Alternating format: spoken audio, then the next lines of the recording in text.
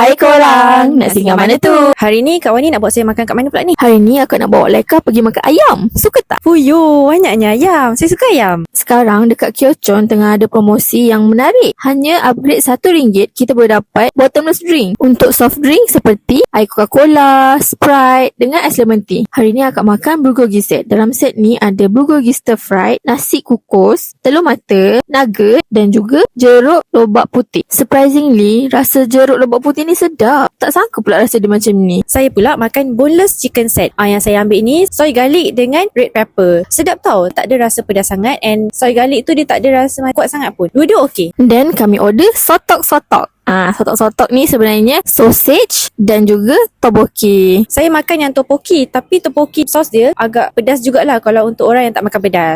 Yang ni pula salsal ball. Tekstur dia crunchy and bila cicah dengan jambalaya sos ni rasa dia memang ngam. Pada 11/11/11 nanti, salsal ball ni akan ada promotion yang special. Cuma RM11 untuk 11 biji salsal ball. Sangat berbaloi. So korang tak payah penat cari pop makan. Datang Kyochon je dah cukup perfect. Ayam sedap, vibe cozy and RM1 je untuk refill tapahan. Jom ajak kawan-kawan lepas sini. So, lepas ni kita nak singgah mana pula?